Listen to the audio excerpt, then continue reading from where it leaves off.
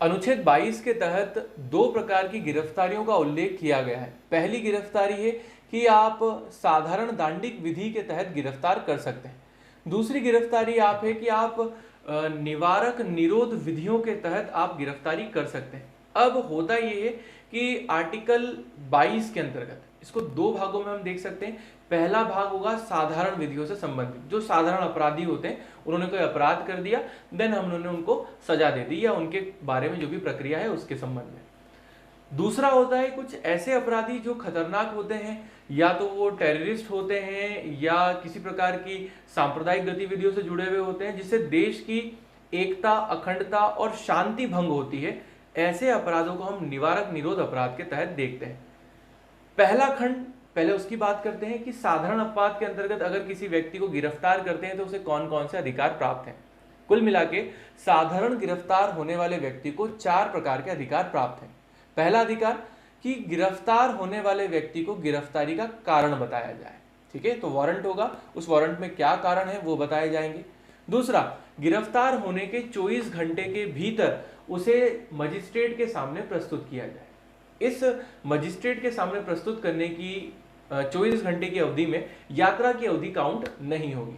तीसरा अधिकार उस व्यक्ति को यह है कि वो अपनी मर्जी के विधि व्यवसायी के साथ क्या कर सकता है, केस को डील कर सकता है और अपना पक्ष रख सकता है। चौथी बात इसके अंतर्गत यह आती है कि किसी भी व्यक्ति को मजिस्ट्रेट की अनुमति के बिना 24 घंटे से ज्यादा अभिरक्षा या कस्टडी या कैद में नहीं रखा जा सकता। तो कुल प्रकार की 4 बातें हो गई। वारंट दिखाओ, कारण बताओ, दूसरा है 24 घंटे के अंदर मजिस्ट्रेट के सामने पेश करो, एक अच्छा पसंद का वकील दो, और 24 घंटे से ज्यादा बिना मजिस्ट्रेट की मर्जी के उसको कैद में आप नहीं रख सकते। अनुच्छेद 22 1 और 2 के अंतर्गत जो साधारण रूप से अगर किसी ने कोई अपराध किया है तो उसके लिए हमने ये 4 प्रकार के अधिकार दे दी। अब बात करते हैं आर्टिकल 22(3), जो आर्टिकल 22 का उपखंड 3 है, उसके अंतर्गत कुछ और अधिकार दिए गए हैं और उसमें कहा गया है कि उपखंड 1 और उपखंड 2 में जो अधिकार हैं वो ऐसे अपराधी को प्राप्त नहीं होंगे जिसने देशद्रोह किया हो, राजद्रोह किया हो या फिर कोई आतंकवादी गतिविधियों में लिप्त हो, तो उसको इस प्रकार के अधिकार प्राप्त नहीं होंगे। उसके क्या अधिकार हैं वो मैं आपको बता देता हूं। अनुच्छेद 22(3) कहता है कि जो हमने उक्त अधिकार पढ़े हैं, ये उक्त अधिकार ऐसे व्यक्तियों को प्राप्त नहीं है जो अंतर्देशीय शत्रु हैं। जैसे कसाब अंतर्देशीय शत्रु था तो उसे हमने अधिकार नहीं दिया, और ऐसे व्यक्तियों को प्राप्त नहीं है जिनको निवारक निरोध विधि के तहत अरेस्ट किया गया हो। तो यहां पर एक वर्ड और निकल के आता है, निवारक निरोध विधि। निवारक निरोध विधि जो है वो भारतीय संविधान के अनुच्छेद 22 के खंड 4 से लेकर 7 तक बहुत डिटेल में बताई गई है। निवारक निरोध जो विधि है वो एक प्रकार से लोकतंत्र के प्रतिकूल है, मतलब लोकतंत्र के साथ ही इसका सामंजस्य नहीं बैठ पाता। कुल मिला के विश्व के बहुत सारे ऐसे देश हैं जिनके संविधानों में हमने निवारक निरोध विधियों को स्थान नहीं दिया है, परंतु भारतीय संविधान में निवारक निरोध विधियों को स्थान दिया गया है। क्योंकि हमारे यहाँ पर आपातकाल में तो निवारक निरोध विधि लागू होती ही है, शांति काल में भी लागू होती है। क्योंकि हमारे यहाँ पे माना जाता है कि अगर कोई देश की शांति, एकता, अखंडता को भंग करने का प्रयास करता है तो हम उस व्यक्ति को शक के आधार पर गिरफ्तार कर सकते हैं और उसको डिटेंशन सेंटर में डाल सकते हैं, ताकि हमारे यहाँ जो अव्यवस्था है वो अव्यवस्था जन्म न ले। तो इसी प्रकार की विधि जो है वो निवारक विधि कहलाती है। अब बात करते हैं संवैधानिक प्रावधानों की। निवारक विधि के तहत अगर किसी व्यक्ति को कौन कौन से उसके बारे में बातें की गई हैं, तो 22(4) और 22(5) में कुछ ऐसे प्रावधान हैं जो निवारक निरोध विधि के तहत अरेस्ट किए गए या निरुद्ध किए गए व्यक्ति के ऊपर लागू होते हैं। जैसे कि सामान्य निवारक निरोध विधियों के तहत अगर हम किसी को अरेस्ट करते हैं तो उस व्यक्ति को हम अधिकतम 3 महीने तक निरुद्ध करके रख सकते हैं, और ऐसे गिरफ्तार किए गए व्यक्ति को यथाशीघ्र गिरफ्तारी या निरुद्ध करने के जो बेसिस हैं, जो आधार हैं, वो बताए जाएंगे। परंतु यहाँ पर एक कंडीशन है कि अगर हमने सामान्य निवारक निरोध कानून में किसी को अरेस्ट किया है तो उसमें 2 कंडीशन और आती है कि हम उसको 3 महीने से ज्यादा की कस्टडी में भी क्या रख सकते हैं। तो हाँ, हम उसको 3 महीने की कस्टडी में भी रख सकते हैं।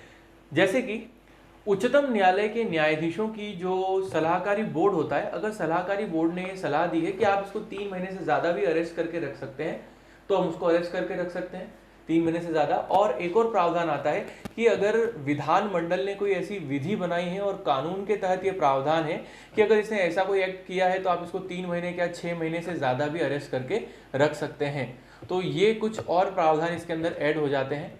अब बात करते हैं अनुच्छेद 22(7) की। अनुच्छेद 22(7) के तहत हमारी जो संसद है वो कुछ मामलों में विधि बना सकती है।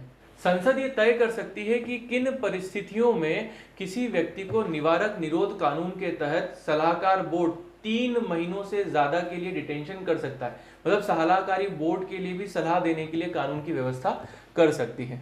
और साथ ही ये व्यवस्था कर सकती है कि किसी व्यक्ति को कितने समय तक के लिए निरुद्ध करके रखना सही है। इस प्रकार की विधियां भी हमारी संसद बना सकती है। और संसद ने समय समय पर जो आर्टिकल 22(7) है उसका उपयोग करके ऐसी विधियां भी बनाई हैं। हम आगे चर्चा करेंगे उन विधियों के बारे में। संसद द्वारा अनुच्छेद 22(7) का उपयोग करके बहुत सारी विधियां बनाई गई हैं। जैसे संसद ने निवारक निरोध अधिनियम 1950 बनाया और 1950 में संसद के द्वारा इस अधिनियम को पारित भी किया गया। 31 दिसंबर 1969 को ये लागू हो गया और नज़रबंदी की अवधि इसमें 1 वर्ष की रखी गई। इसके अलावा आंतरिक सुरक्षा व्यवस्था अधिनियम 1971, जिसको हम मीसा कहते हैं, maintenance of internal security act, पारित किया गया। निवारक निरोध अधिनियम के स्थान पर 7 मई 1971 को यह अधिनियम राष्ट्रपति के अध्यादेश द्वारा लागू किया गया था। इसके बाद 1971 वाला जो कानून था इसको दर्जा मिल गया।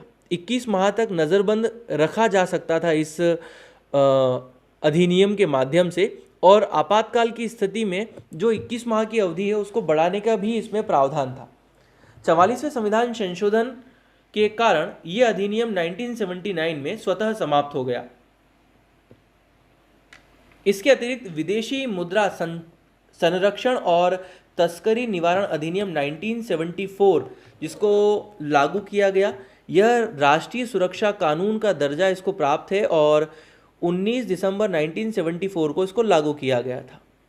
1 वर्ष तक की इसमें निरोध की अवधि है और 13 जुलाई 1984 को उसे 2 वर्ष कर दिया गया था। इसके अलावा एक कानून और प्रचलित है जिसे आप जानते हैं रासुका के नाम में, राष्ट्रीय सुरक्षा कानून, नेशनल सिक्योरिटी एक्ट।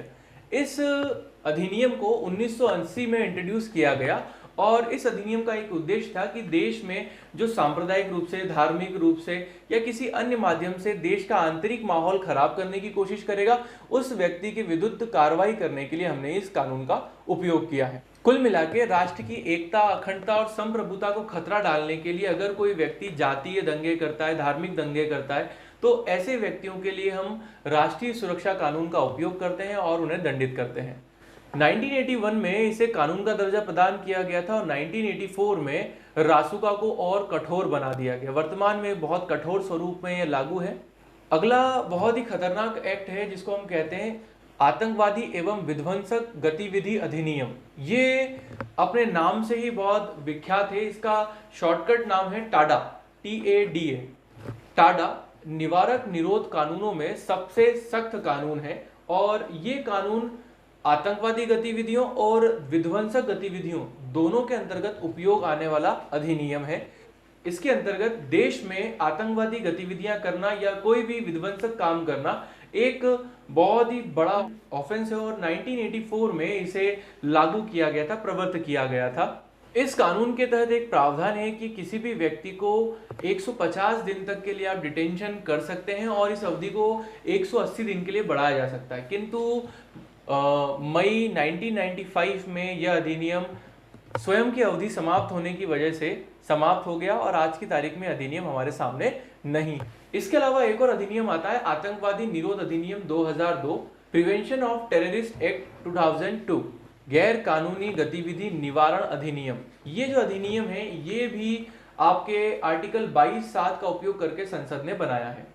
ये बात जानने वाली है कि निवारक निरोध कानून को संविधान की 7वीं अनुसूची में समवर्ती सूची के अंतर्गत रखा जाता है। एक जानने वाली बात यह भी है कि MP हो गया, महाराष्ट्र हो गया, जम्मू कश्मीर हो गया, ऐसे राज्यों में निवारक निरोध कानून राज्य स्तर पर भी बनाए गए हैं क्योंकि एक समवर्ती सूची का यह विषय है। आई होप आपको आर्टिकल 22 के बारे में सभी जानकारी समझ में आई होगी। अगर आपको कोई क्वेश्चन हो तो आप मुझे कमेंट करके पूछ सकते हैं। अगर वीडियो पसंद आया हो तो लाइक कीजिए, शेयर कीजिए और चैनल पे अगर आप नए हैं तो प्लीज़ सब्सक्राइब कीजिए। Thank you.